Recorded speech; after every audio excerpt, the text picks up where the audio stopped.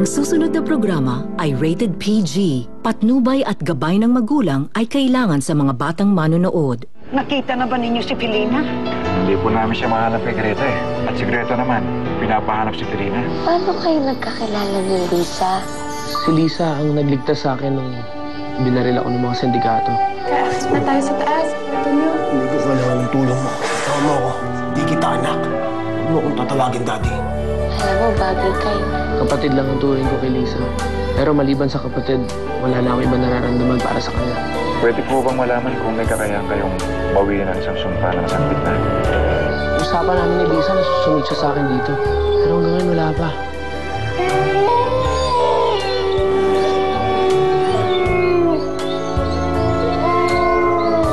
Wala akong ganyang kakayahan. Tanging pag-ibig ang paraan para makalaya si Pilina mula sa sumpa. Lisa, taong lobo ka. Oo, kaya nila kami tinutugis dahil sa lahi namin. Pumapayag na ako. Pumapayag na ako kumapos sa inyo. Maraming pagkakataon na pinatay mo sana ako. Pero bakit di mo ako sinaktan? Alam niya rin, inabi ko para sa akin. Ang unang nagpatibok ng puso ko. Kaya nakikiusap ako sa'yo. Huwag mong iwanan. Ayoko mag-isa.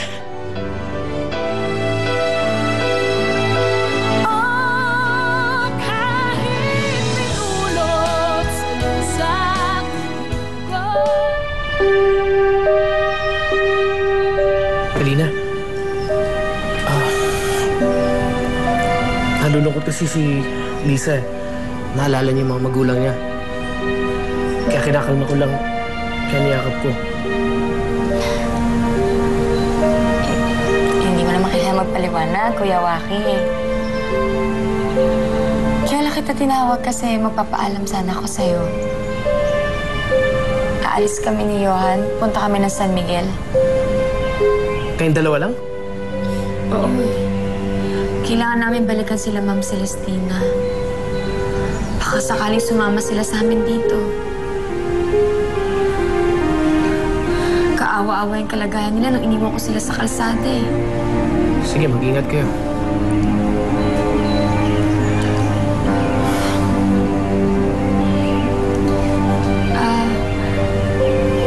Lisa?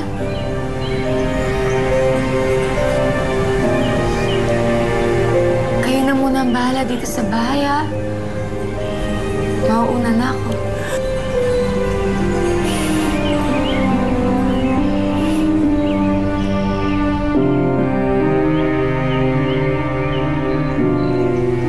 Bakit ba laging mainit ang ulo mo pag tumatawag ako? Kaya kasi magpumilit punta rito eh. Hindi ako pupunta dyan. Tumawag lang ako sa'yo para sabihin sa'yo na nandito sa akin si Chloe. Wala akong pakialam kay Chloe. Kahit saan pa siya lupalop na mundo. Bakit ka ba ganyan kay Chloe, ha? Dahil nalaman mong ako ang ina niya. Hoy! Ikaw pa rin ang ama ni Chloe. Hindi lang nga si Celestina ang nanay niya. Magsama na kayo ni Chloe. Wala akong pakialam sa inyo. Hindi ko kayo kaano-ano. Kinakabahan ka ba? Natatakot lang ako. Baka makita ko ng mga galamay ni Hugo. Ayaw mo kasi pumayag na ako na lang mag-isa maghanap. Emilio, nakakainip mag-isa sa perya. Alam ko. Konti na lang. Mabubuo na ang buong pamilya natin. Hoy, Hugo. Hindi pa rin ba pumapasok dyan sa kokote mo na hindi ka babalikan ni Celestina, ha? Ha? Si Emilio ang mahal niya. Si Emilio, hindi ikaw. Makukuha ko si Celestina. Yan ang tatandaan mo. Ganon, ha? Sige. Bawiin mo si Celestina. Di rin naman yan tatagal sa buhay. Alam mo kanina, nagpaalam tayo kay Kuya Waki. Nakita ko umiiyak si Lisa. Bakit umiiyak si Lisa? Sabi niya, naalala daw niya yung mga magulang niya. Pansin ko, iba yung pag-aasikaso ni Kuya Waki kay Lisa, eh, na?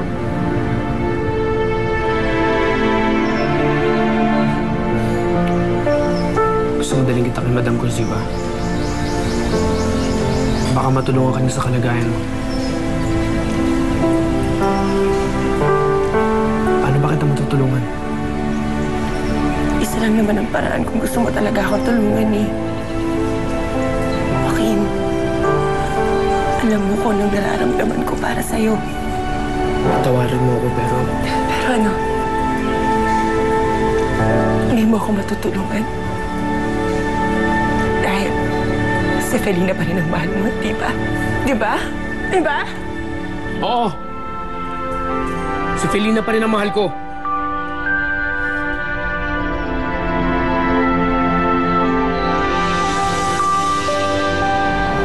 Malaki kasi ang utang na loob niya kay Lisa. Dahil siya nagligtas kay Joaquin. Sa bagay, kung hindi dahil kay Lisa, hindi natin kasama si Kuya Waki. At kung hindi dahil kay Kuya Waki, hindi natin matatakasan yung mga sindikato. Kung sakali, no? Napakaswerte ni Lisa kay Kuya Waki. Kasi, mabait, maasikaso, mapagmahal. Wala ka nang hahanapin pa. Diba, Johan? Ha? Oh, hindi ka ba nagluto ng lunch? Ikaw naman, nakikialam ka na naman eh. Kasungit na yung matandang to. How did I get into this mess? Bad mood? Eh, nakakainit ang tatay nito. Nagmamatigas siya na hindi niya anak ito. Paano niya nakakaya to? For 17 years, ako ang kinikilala niyang anak. Hindi siya perfect, pero naging mabuti naman siyang ama eh. Tapos, just because hindi ako ang anak ni Mommy, hindi na rin niya akong tinuturing anak? Ganon-ganon na lang yun? Kaya magpakatatag ka. Huwag kang magpapakita na mahina ka. Pag matigas ka, lumabang ka. Huwag kang papayag na tatapak-tapakan ka nila. Bumawi ka, gayahin mo ako. Kamusta na kaya si Ma'am Celestina at saka Mang Emilio? Alam mo, malaki rin ang utang na loob ko doon sa kanilang dalawa eh. Dahil ba kinupkup ka nila? Hindi lang ngayon. Iniligtas ako ni Mang Emilio doon sa mga sindikato na tumakip sa akin. Kung tutuusin, hindi naman talaga dapat nila ako iligtas. Dapat si Ma'am Celestina lang. Pero hindi nila ako iniwan. Saka alam mo dati, kahit na wala silang pera, hindi sila naging madamot sa akin. Kinupkup nila ako at saka pinakain. Tinuring nila ako parang isang tunay na nilang anak. Napakabait talaga nila. Diba? Diyan sila tumira dati, oh. Saan? Hinto mo na lang dyan sa tabi.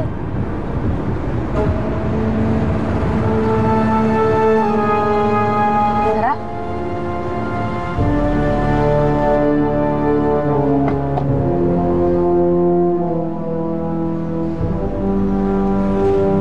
Dito sila dati nakatira eh. Bakit wala? Ano bang dapat kong gawin? Maganda ka sana, Chloe. Di ba magkakampi tayo? Di ba? Gagawa tayo ng plano. Babawian natin sila. Kukunin natin sa kanila kung anong dapat sa atin. Pag makuha natin si Felina at mamatay siya, nasa atin ang huling halakhak. Dahil lahat sila, mababawian natin. Baka naman umalis na sila. Baka hindi na sila dito nakatira. Baka nangupahan na yung mga yun. Sandali. Magtanong-tanong kaya tayo? Sige. Manong, pwede ho ba magtanong? May napansin ho ba kayong lalaki tsaka babae na nakatira dito? Emilio po tsaka Celestina yung pangalan. Sige po, salamat po. Manong, sandali. Ito po, oh. Merienda po. Pagpasensyahan niyo na po yan, ha? Maraming salamat po. Sige ba, mag-ingat kayo. Magsisimula na tayo. Buti naman, kanina pa ako nag-aantay.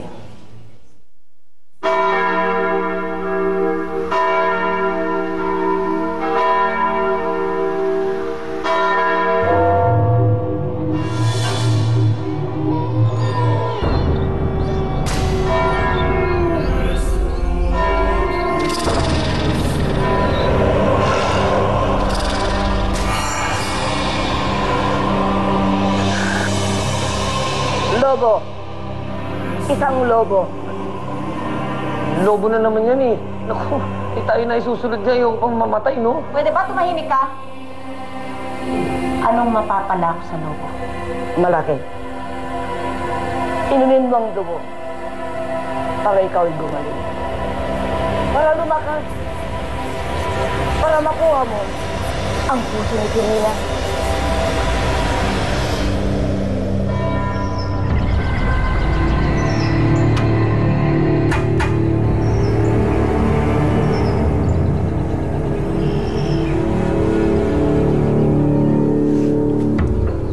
Tao po? Tao po?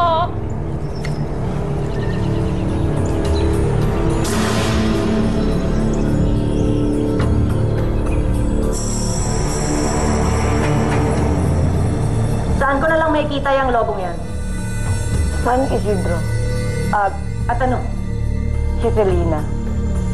San Isidro.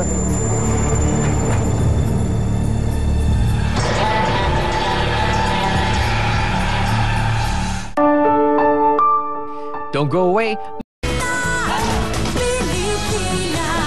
Abangan sa TV5. And now, back to Felina dito sa TV5.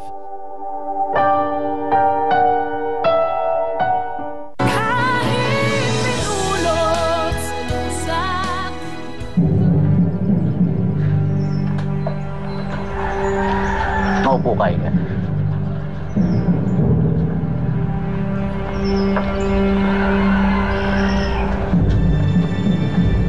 Kahit hindi ka magsalita, alam ko nang ipinunta mo dito. Nabalitaan ko rin ang nangyari sa nanay mo. Nakikiramay ako. Saan ka na nakatira ngayon? Sa San Isidro po. Doon po sa pagmamayari ng taong tinulungan ko noon. Si Joaquin po. Ligtas ka ba doon? Opo. Sa katunayan nga po, alam niya ang totoong pagkatao ko. Noong una natakot siya. Pero, unti-unti niya po ako natanggap. Gusto nga po niya akong tulungan eh. Pero wala naman po siyang magawa. Mahal na pinuno.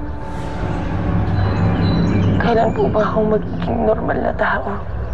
Ayoko na maging lobo. Pagod na po akong pumatay. Alam mo na ang sagot, Lisa. Hanggat walang nilalang na magbubuwis ng kanyang buhay upang iligtas ka sa kabila ng iyong pagiging peligro sa mga mortal, hindi ka na magiging normal na nilalang. Basta talasan nyo ang mga mata ninyo, ha? Dating nyo sa San Isidro. Eh, kung si Madam Lucila nga hindi makilala yung lobo, eh, kami pa kaya? Huwag kang ang pilosopo. Kumukontra ka pa eh. Basta kung sino ang mahanap sa kanilang dalawa. Sino naman ang taong iligtas ako? Kung ako mismo, ang dahilan kung bakit may kaguluhan sa mundo nila. Parang yun naman po sinabi na wala na akong pag-asa. Parang sinabi hindi na ako pwedeng maging normal. Pero meron pang isang paraan. Ngunit ito lubhang mapanganib para sa'yo. Ano po naman na pinuno? Bakit na lang kasi hindi natin kunin si Felina at siyang patayin natin? Bakit ang dami-dami pang steps? Meron pa kayong lobong nalalaman. Sandali. Hindi maaari. Baka ikamatay mo. Ano na pinuno, nakikiusap ako. Para niyo na po ako. Ano po yun? Sabihin niyo na. Kailangan hiwain ng iyong noo ng isang kutsilong bilang. Kutsilong bilang?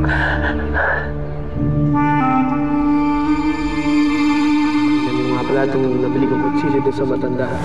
Tingin ko, tunay na bilang. Kay Joaquin, ayoko sana makita ng kutsilyo yan. O kaya kahit ang bilang.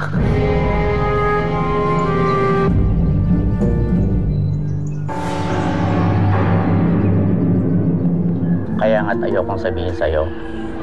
Dahil alam nating mga lobo na hindi natin kakayanin na makakita ng kahit na anumang pilak. Ano ho yun, Madam Lucila? Alam niyo na ba kung sino talaga yung taong lobo? O kaya alam mo na ba eksakto kung saan makikita si Felina? Lalaki. Lalaki ang ano? Lalaki at babae ang naghahanap kay Felina. Si Emilio at si Celestina.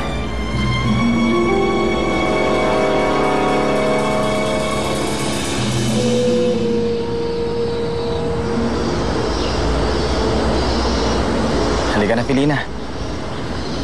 Bumalik lang tayo dito. Baka sakaling makatsyempo tayo. Talaga? Basta sa ikakasaya mo, Felina. Gagawin ko para sa'yo.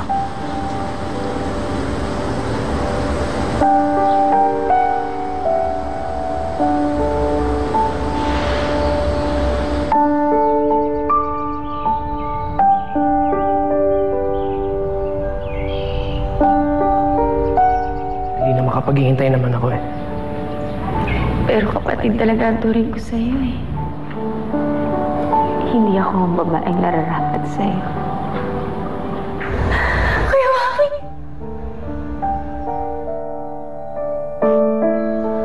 Tawarin mo ako, Lisa.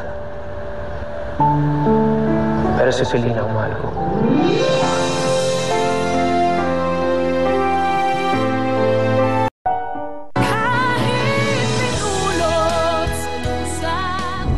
Nakakasiguro naman ako na hinahanap na ni Hugo si Emilio at si Celestina. Oo naman. Hindi talaga titigil si Daddy hanggat hindi niya nahahanap si Mom. Eh, ikaw rin hindi ka tumitigil eh. Di mo naman siya mami, di ba? Ako nanay mo eh. Okay, fine. Ikaw na.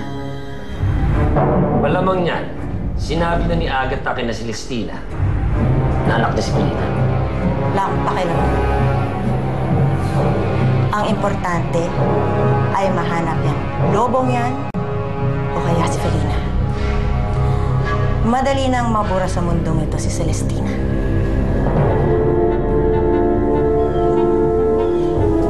Mauuna na ho ako. Maraming salamat po sa inyong panahon. Pasensya ka na, wala akong may tutulong sa'yo. Wala naman po tayong magagawa kung ito talaga ang kapalaran ko. Sige ho. Mag-iingat ka.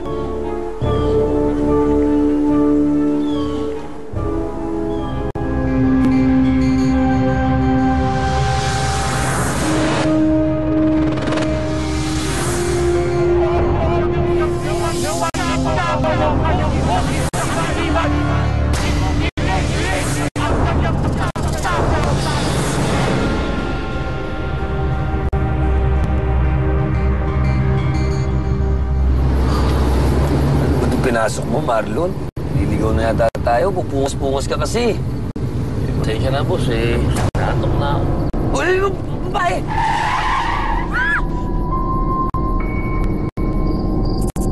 Kaba, may tao eh. Miss, pasensya na, munti ka. Anong tama eh. Saswertihin ka nga naman. Ano ginagawa mo dito? Mag-isa ka dito ha. Gusto mo, ihatid ka na namin. Hindi! Ayoko! Ginawa mo!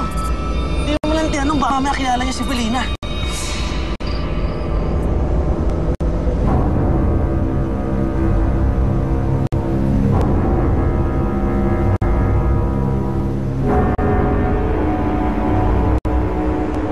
Felina?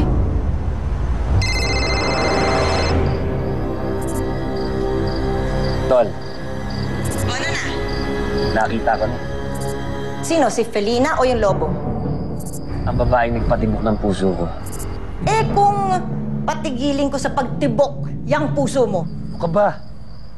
May nakita lang kaming babaeng maganda, no? Pero nagtatrabaho kami. Kakagaling lang namin ng bayan. Eh wala naman kami makitang lobo doon. Ngayon, nasa gubat kami. Ewan ko, wala namang katao-tao dito. Iisa, magandang babae pa, napatakbo pa. Munti ka sagasaan itong Marlon na to.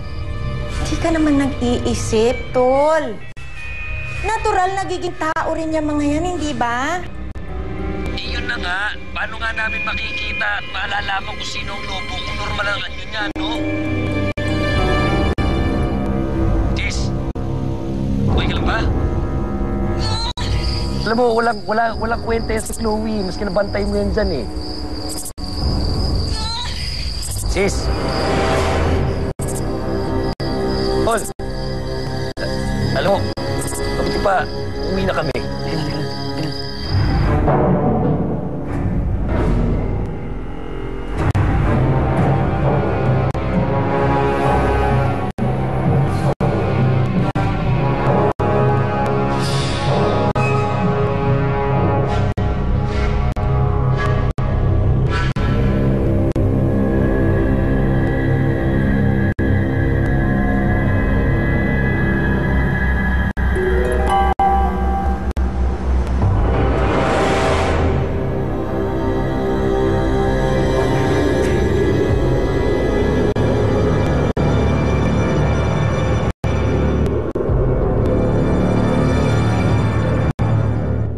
Amoy mo! Ano mo? Pao, ang sangsang! Tuwing kabilugan ng buwan, nagkakaroon ng lakas ang lobo para mambiktima ng mga tao. Lisa, higit siyang nagmamahal sa isang lalaki, nagngangalang Joaquin. Joaquin? Emilio? Christina! Kumusta, Christina? Kahit ano pa man ang itsura mo o anyo mo, mamahalin kita. Dalawa, Lobo. Mas may karapatan ako sa'yo, Felina. Ang buhay ko, nakripisyo ko para sa'yo.